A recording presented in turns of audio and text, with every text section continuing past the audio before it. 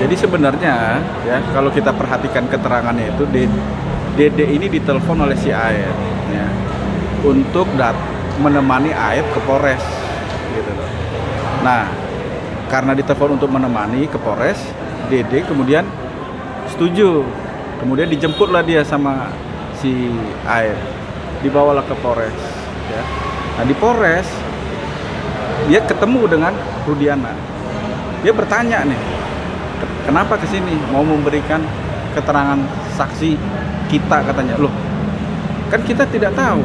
Gitu. Tiba-tiba datang Pak Rudiana. Ini Pak Rudiana dikenalkan. Gitu. Ini keterangannya si Dede ya.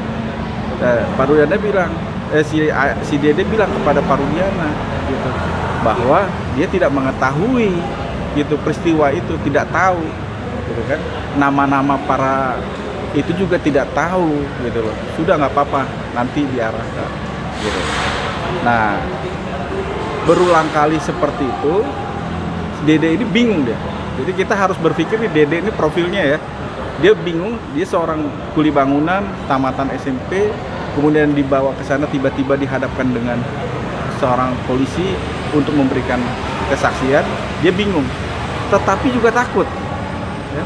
Tetapi juga takut. Kenapa? Karena berada di lingkungan kepolisian, sehingga mau tidak mau dia kemudian memberikan keterangannya. Gitu. Jadi di posisi itulah dia kemudian memberikan keterangan. Saat ini kan Dede itu kan sudah ibaratnya sudah memberi pengakuan ya Pak, Yeah. bahwa itu dipaksa. Dan terkait yang dibuka pidana yang dihukum seumur hidup ini dengan kesaksiannya Dede itu, apakah bisa untuk membebaskan ketiga terpidana ini Pak? Ya, jadi terkait dengan keterangan Dede ini kan tentu merupakan keterangan yang menentukan, karena Dede sendiri adalah seorang saksi ya yang tidak pernah hadir sebenarnya dalam persidangan, tapi keterangannya itu disumpah dan kemudian dibacakan. Nah, hari ini Dede muncul, kemudian dia berbicara bahwa keterangan itu tidak benar. Nah, tentu ini menjadi satu harapan ya, satu harapan sehingga teman-teman nanti kuasa hukum dari para terpidana ini akan menganalisa ya, kemudian akan menyusun memori PK supaya para terpidana ini bisa dibebaskan dalam putusan PK.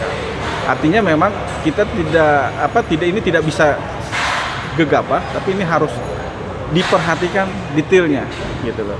Memang ada pengakuan. Nah, pengakuan ini kita harus analisa benar ya, agar ini kemudian bisa meyakinkan hakim PK nanti. Gitu. Selain itu juga kita tentu ada fakta-fakta lain gitu ya.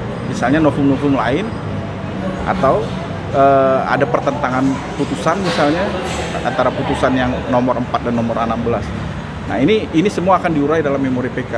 Jadi kita berharap ketika semua itu diurai ya, kemudian disampaikan ke dalam memori kita, ini bisa jadi pertimbangan yang cukup meyakinkan nanti buat hakim untuk membebaskan para terpidana.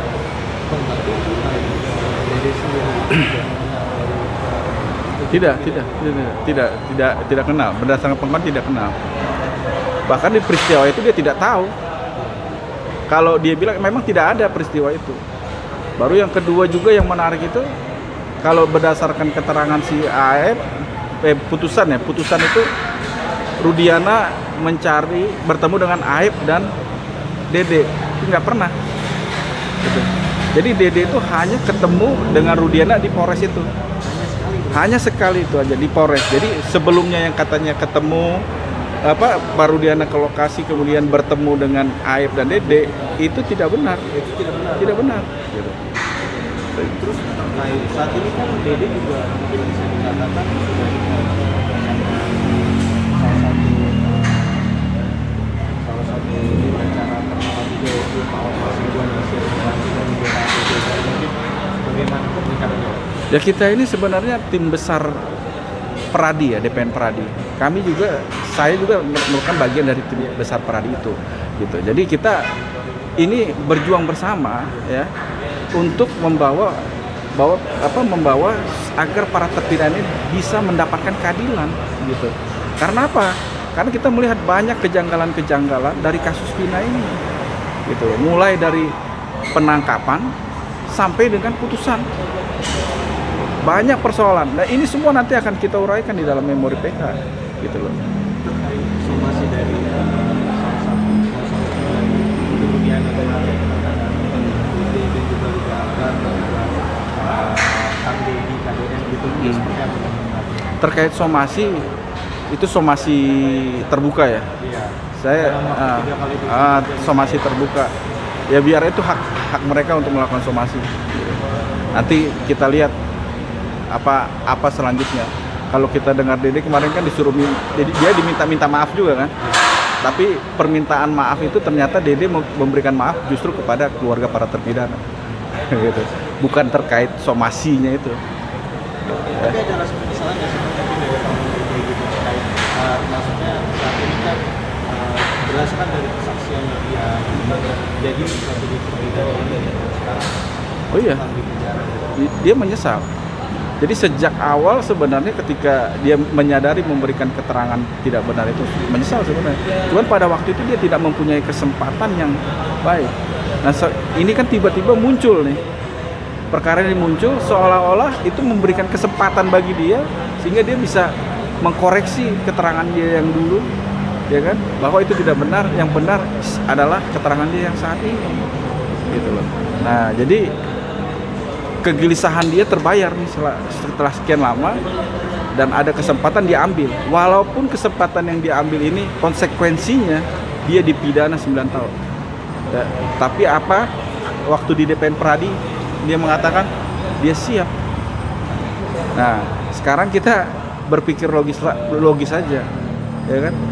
Kalau dia tidak jujur, bagaimana mungkin dia siap untuk menghadapi itu? Jadi dia siap membayar kesalahan dia yang selama ini 8 tahun itu cukup membuat para terpidana itu menderita. Terkait ini, baru ini kan itu dia sudah muncul nih. Udah. Pertanyaannya. Dia berbicara bahwa sebenarnya dia mengklarifikasi dirinya itu selama ini tidak menghilang. Mungkin gimana Bang?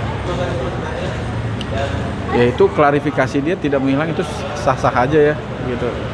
Karena kita juga menghormati hak dia untuk berbicara ya ke media atau tidak, itu kan hak dia. Kalau hari ini kemudian dia sudah bicara, ya kita tunggu saja gitu hal-hal apa yang kemudian nanti disampaikan oleh Pak Rudiana. Tapi Pak Rudiana kenapa masih dia sendiri gitu terkait ada makam Belum tahu kita kan dia belum bersuara ya kan, selama ini kita belum mendengar dari dia. Nah, kita tunggu aja apa yang disampaikan oleh Pak Rudiana nanti terkait dengan keterangan Dede.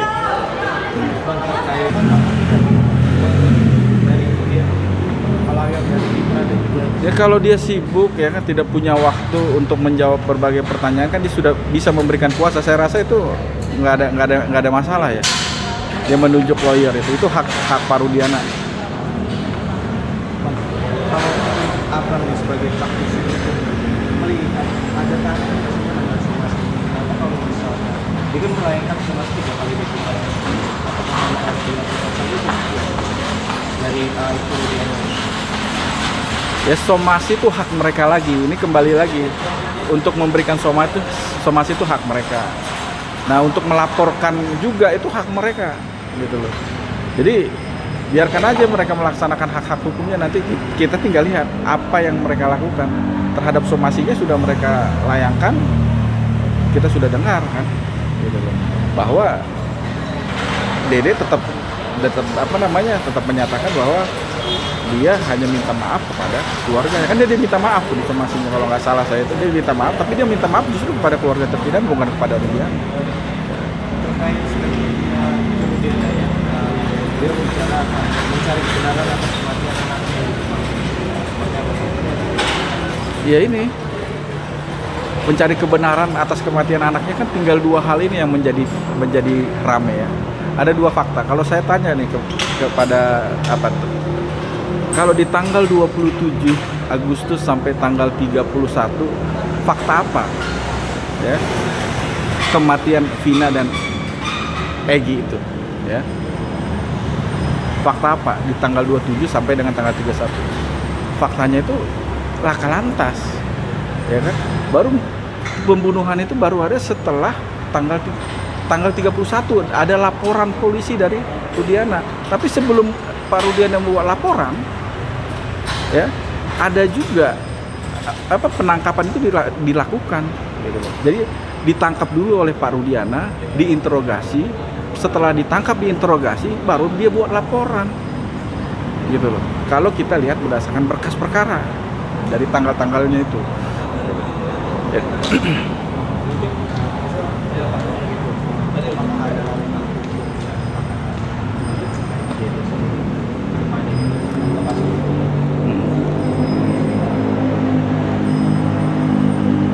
Ya, sejauh ini yang kita lakukan adalah melakukan pendampingan ya. Pendampingan ke LPSK itu sudah kita lakukan ya. Sekarang lagi dalam proses asesmen LPSK dan kemudian nanti kita menunggu panggilan dari kepolisian terkait dengan laporan laporan polisi kepada Dede dan Aib gitu. Tapi kalau untuk saat ini gitu, Aib sendiri kalau dari Anda sebagai tim kuasa hukum Dede sendiri gitu, mengetahui nggak sih keberadaannya Aib saat ini? Kita nggak tahu Aib di mana, nggak tahu. Kita nggak tahu kalau si Aib ya. Kalau pertanyaan terkait itu mungkin bisa ditanyakan ke pihak yang tahu keberadaannya. Tapi kalau kita memang tidak tahu. Terima kasih banyak ya.